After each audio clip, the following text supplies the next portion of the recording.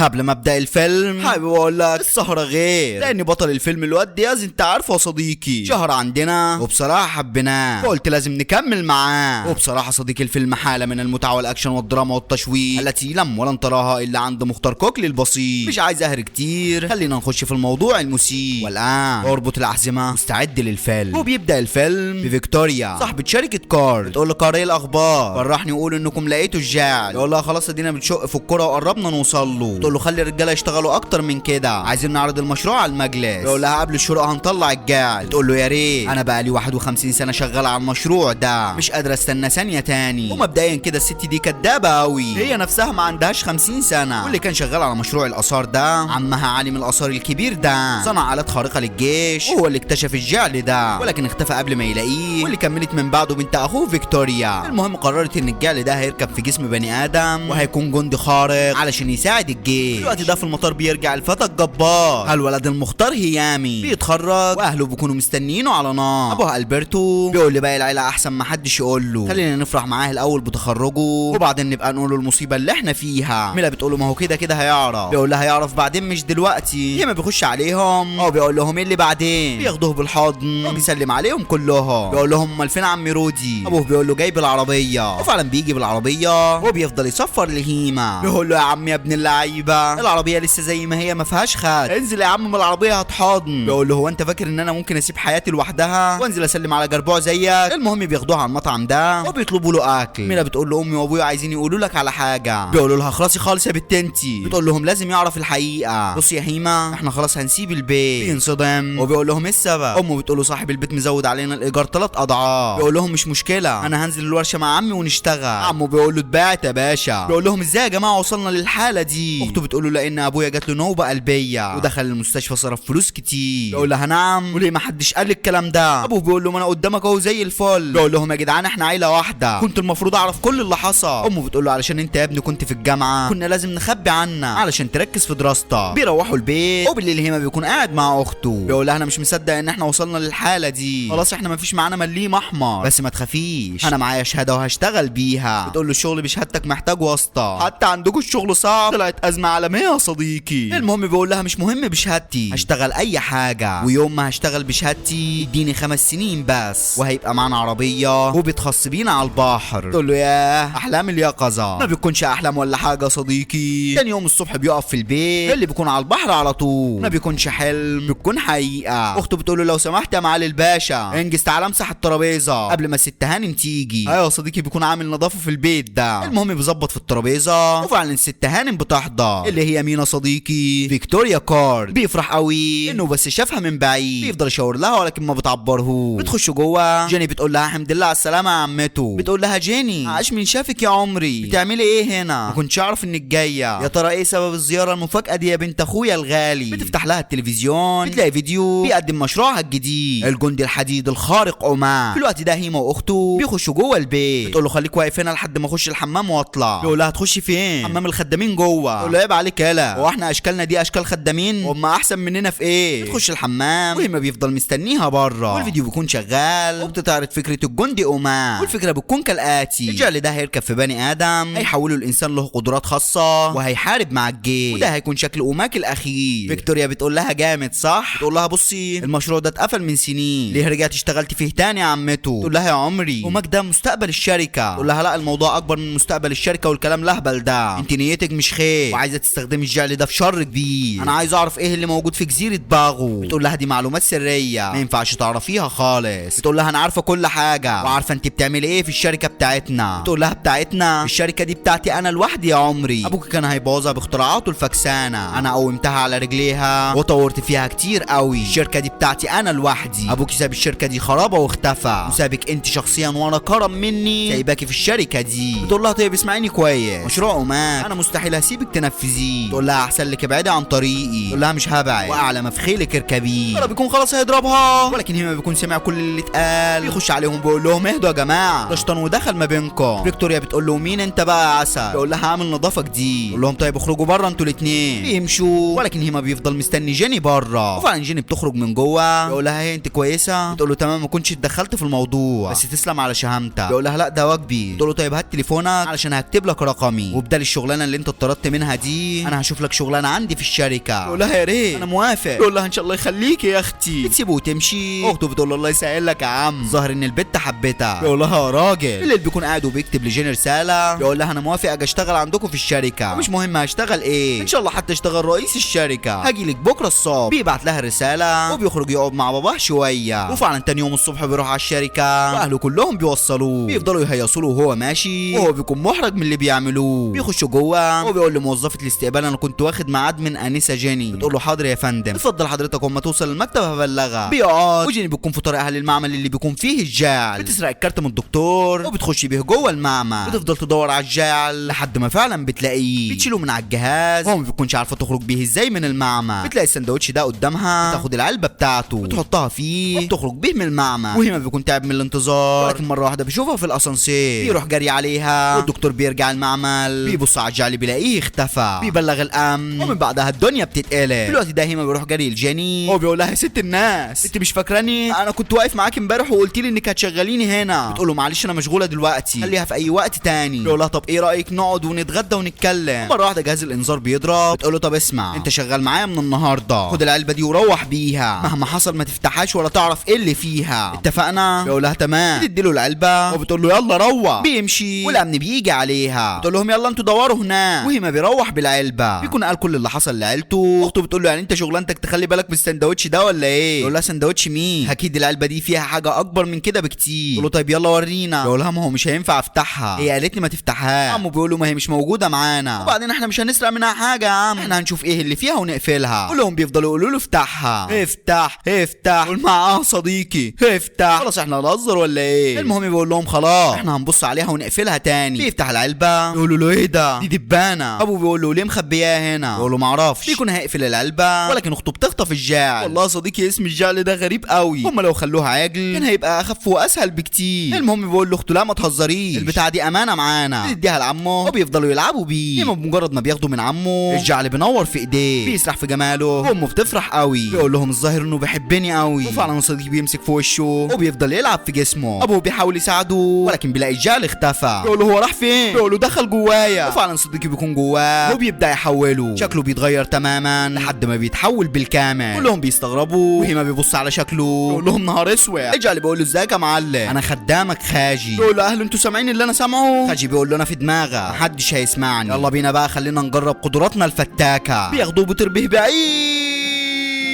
وبينزل به مره واحده، هما بيتجنن وبيحاول يطير ما بيعرف، بينزل وبيكون خلاص هيقع في البحر، ولكن قبل ما يقع بيخرج له جناحان. وخاجي بيقول له احنا كده تمام، يلا يا معلم شوف عايزنا نعمل ايه. بيقول له روحني على البيت حالا يا ابن الهرمه. بيقول له خلصانه. وفعلا بياخدوا طيران، ولكن وهم طايرين هما بيكون خايف، ما بيكونش عارف يتحكم في جسمه، ومره واحده بيقع على العربيه دي بيدمرها. بيمشي في الشارع الباص ده بيكون خلاص هيضربوه، ولكن خاجي بيدافع عنه وبيفلق له الاتوبيس نصين. بيقول للناس انتوا كويسين؟ ما حدش بيكون جراله حاجه، وبيرجع تاني البيت، بيرجع لشكله الطبيعي ولكن بيكون من غير هدوء. بيغمى عليه واهله بياخدوه يغطوه، بيفوق وبيخش جري على اوضته، وهو بيلبس هدومه بيلاقي خاجي منور في ظهره، بيصرخ وبيخرج لهم بره. ابوه بيقول له انا هبلغ الشرطه. رودي بيقول له شرطه مين؟ احنا كده بنكبر الموضوع وبنفتح ابواب جهنم علينا. هما بيقول لهم انا هروح لجيني في الشركه وهتصرف لوحدي، محدش له دعوه، كل واحد فيهم بيقول رايه والمشاكل بتقوم في البيت. هما بيسيبهم ويمشي، وابوه بيبص عليه يلاقي خد عربيه رودي ومشي. بيقول له رودي الحق يا معلم. هما خد العربيه ومشي. رودي بينصدم وبيقول له لا سيب العربيه يا ابن الهرمه، ما بيسمعلوش وبياخد العربيه ويمشي. بيوصل عند الشركه بيلاقي جيني بتهرب من هنا. بيقول لها جيني، بتركب معاه. بيقول لها ايه اللي حصل؟ بتقول له اجري الامن قفشوني. بيقول لها امن مين؟ بيضربوا عليهم بالاسلحه، بيفرتكوا لهم العربيه. بيوصلوا البيت وطبعا رودي بيشوف العربيه وبيتجنن تحت. هيما بيكون مكسوف قدام جيني وعم رودي بيطلع له فوق. بيقول له ربنا هيما لا اشرب من دمك بس تمشي البت دي قص المصايب من هنا. جيني بتقول له فين الجعل؟ بيقول لها عجل مين؟ عمو بيقول له قوم وريها. بتشوفه في ظهره. بيقول لها ايه بقى المصيبه اللي انت لبستهاني دي؟ بتقول له ده اسمه جعل، سلاح فتاك ممكن يدمر العالم. كلهم بينصدموا. قامت هيما بتقول لها وانت ازاي تدي له سلاح فتاك زي ده؟ بتقول لها ما كنتش عارفه انه هيشتغل معاه، وبعدين في علماء كتير حاولوا يشغلوه ما عرفوش، لان السلاح ده هو اللي بيختار الشخص المناسب ليه، والظاهر كده انه اختارك انت يا هيما. بيقول لها واشمعنى انا؟ بتقول له ما اعرفش بس احنا لازم نتحرك علشان نشيله من جسمه، لان عمتي هتقتلكم كلكم علشان تاخدوا. بينصدموا وجيني بتقول لهم حقكم عليا، ما كنتش اعرف ان ده كله هيحصل. ابوهم بيقول لهم كفايه يا جدعان، احنا هنتصرف كعيله وهنحل المشكله دي كعيله. هيما بيقول له صح، هنخلص من البتاع ده ازاي يا جيني؟ بتقول له لازم نروح الشركه وناخد مفتاح معمل ابويا القديم، بس المشكله في الامن اللي هناك. رودي بيقول لها سيبي موضوع الامن ده عليا انا. الوقت ده كارا بيقول لفيكتوريا جيني دخلت المعمل وسرقت الجعل. بيقول له ازاي ده حصل؟ بيقول لها في شخص غريب ساعدها وهرب بالجعل من الشركه. بتقول له انت تقب وتغطس وتجيب لي الجعل ده، مش هنعرف نكمل مشروع امك من غيره. بيتحرك في الوقت ده جيني ورودي وهيما بيكونوا وصلوا الشركه. رودي بيعطل لهم كاميرات المراقبه وهيما وجوني بيخشوا جوه. جيني بتاخده على الاوضه دي وبتاخد الساعه دي. بيقول لها هو ده المفتاح؟ بتقول له هو. بيخرجوا بره. بيقول لها هو احنا كده خلصنا؟ بتقول له ايوه. بيقول لها انا كنت فاكر ان الموضوع اكبر من كده بكتير. ومره واحده كارا بيظهر قدامهم. بيقول لجيني فين الجعل؟ ما بتردش عليه. بيروح جري عليها وبيكون خلاص هيضربها، ولكن هيما بيتحول. الاتنين بينصدموا وهيما بيتحول بالكامل. بيطير كارا وجيني بتقول له يا ابن اللعيبه عملتها ازاي دي؟ بيقول له ربنا ما اعرف. كارا يسكت. لا والله. بيقلع الجاكيته وبيتحول في قلب الحته. بيضرب عليهم صاروخ، ولكن خاجي بيقول له سيب لي نفسك وانا هخلص عليه. بيقول له اوكي. بيخش عليه وبينزل تكسير في حديده. بيخشوا في البتاعه دي. ابن الهرمه بيضربه بصاروخ بيجيبه بره. هيما بيقول له خاجي اسمع ما تضربش تاني خالص. بيقول له احنا اقوى منه بكتير، سيب لي التحكم الكامل في جسمك وانا هخلص عليه. بيقول له لا ما تقتلهوش، انا مش عايز اقتل حد، سيب لي الموضوع ده وانا هتكلم معاه. اسمع يا عم الشرير انت اهدى وخلينا نتكلم بالذوق. ولكن ابن الهرمه بيكسر فيه وخاجي بيقول له مش هيسمع لك، اديني الاذن خلينا نخلص الموضوع. بيقول له اتصرف يا عم. خاجي بيديله واحده بيرميه بعيد. بيقول له بص واتعلم بقى هيما. بيخش عليه وفعلا صديقي بيكون عجل محترف. بيكسر عظمه بالكامل وبيخرج السيوف دي وبيكون خلاص هيقتلوه، ولكن هيما بيمنعه وبيقول له شيل الاسلحه دي. بيقول له تحب اغيرهم لك؟ بيقول له لا انا مش عايز اقتل حد يا عم. بيقول له ازاي ده كان عايز يقتلنا؟ بيقول له خلاص المسامح كريم. بيقول له خلصانه. عمه بيحضر بالعربيه. ابن الهرمه كارا بيضرب عليهم. هيما بياخدها جري عليهم، ولكن ابن الهرمه بيروح جري عليه وبيبدا يكسر في عظمه. خاجي بيقول له كنا المفروض نخلص عليه. بيقول له لا. كارا بيحط رجليه عليه وبيكون خلاص هيقتلوه، ولكن عمه بياخدها جري عليه بالعربيه وبيرمي البتاعه دي على كارا بيطيره بعيد. بياخدوا هيما في العربيه وبيمشوا من المكان. بيوصلوا معمل ابو جيني القديم وبيفتحوا المعمل بالمفتاح. بينزلوا تحت. اوريدي بيقول لهم سيبوا لي انا الجهاز ده علشان نعرف ازاي هنخلص من الجعل ده. بيقعد على الجهاز وهيما بيخش يغير هدومه، وبمجرد ما بياخد باله من الخدش اللي في وشه الخدش على طول بيختفي. بينصدم وبيخرج بره الجاني. يقول لها ايه سرحانه في ذكرياتك؟ الظاهر انك عشت هنا اجمل ايام حياتك. تقول له بالعكس دايما كنت حاسه في المكان ده بالوحده، ابويا كان دايما في المعمل كان مجنون بالجعل، وفي يوم من الايام اختفى ومحدش يعرف راح فين. صدقني انت محظوظ قوي، معك عيلتك بيحبوه، انما انا ماليش عيله، ماليش حد يخاف عليا، ماليش حد يحس بيا، انا هعيط يا عينيا. المهم بتقول له معلش انا دوشتك بكلامي. يقول لها بالعكس انا مبسوط قوي لانك اتكلمت معايا. بتقول له تسلم لاهتمامك بيا. بتقرب منه وهو بيقرب منها وبكون خلاص هتبدا العركه، ولكن عمه بيخش عليهم وبيقول لهم انا اسف يا اولاد ما كانش قصدي، بس انا عرفت كل حاجه عن الجعل، تعالوا معايا علشان تعرفوا. بيروحوا معاه. بيقول لهم بصوا الجعل ده هو اللي بيختار الانسان اللي هيندمج معاه وهيعيش في جسمه، اختار الشخص المناسب ليه هو. بيقولوا طيب واشمعنى اختارني انا؟ بيقولوا معرف انت وهو دلوقتي واحد. اساله وهو هيجاوبك الجعل ده مش انسان اللي اخترعه، ده من عالم تاني غير عالمنا، هو المسؤول عن حمايتك، اي حد هيحاول يأذيك هيفرتكه. بيقولوا طيب انا مش عايزه. بيقولوا الخبر الحلو انك تقدر تخلص منه، والخبر الوحش انه لو طلع من جسمك هتموت. بيقولوا نعم. بيقولوا بالظبط لان هو حاليا مرتبط بكل خلايا جسمك وعايش في دماغك، يعني لو خرج منك تبقى اكبر حته فيك قد النمله. جيني بتقول له يا حلاوه. هيما بيقول لها حلاوه مين؟ بيقول لك مش هيخرج مني خالص. عمو بيقول له لا يا عم هيخرج بس هيقتلك، الموضوع بسيط يعني. جيني بتقول له بجد انا اسفه. بيقول لها اسفه مين؟ انا جيت لك علشان تشغليني وتصلحي حياتي دمرتيها خالص، مش عايز اسمع ولا كلمه. هو بيسيبهم وبيخرج بره. عمو بيخرج وراه وبيقول له بص الموضوع فيه سلبيات كتير قوي، بس انت لازم تحول السلبيات دي لايجابيات. ربنا ما بيديش الانسان حاجه وحشه يا هيما، اكيد ده خير ليه علشان يحميه. ودلوقتي يا عم انت بطل خارق، انت اللي هتحمينا وهتحمي العيله بالكامل، ومش العيله وبس يا هيما، انت هتحمي المدينه بالكامل. انا بحبك قوي يالا. بيقول له انا كمان. ومره واحده الطياره دي بتعدي من فوقيهم. جيني بتقول لهم مصيبه دي فيكتوريا هتروح تخلص على عيلتكم. وفعلا يا صديقي فيكتوريا برجالتها بيحوطوا بيت هيما من كل اتجاه، وهيما بيقول لهم على ما اعتقد انا جه دوري، وسعوا بقى علشان هتحول. 1 2 3 الله خاجي مفيش حاجه بتحصل. بيقول لهم لا هتحول دلوقتي، يلا يا عم ما تكسفنيش. ما بيتحولش. بيقول لعمو مش انت قلت لي هو هيحميني؟ وسعوا بقى. بياخدها جري وبينط من فوق، وفعلا صديقي بيتحول وبياخدها جري على البيت. فيكتوريا بيهجموا على البيت وبياخدوا عيله هيما لبره. الشمعه دي بتولع في السجاد السجاده، ورجاله فيكتوريا بيقولوا لهم فين الجاعل. البرتو بيقول لهم محدش يقول حاجه، بيكونوا خلاص هيقتلوهم. تفتكر ان ده هيحصل يا صديقي؟ لا والله، بيحضر في المكان الولد المهين هيما ابن العنتيل، بيشيل من على الارض شيل، ما بيشوفش واحد فيهم عويل. فيكتوريا بتعجب قوي بمهاراته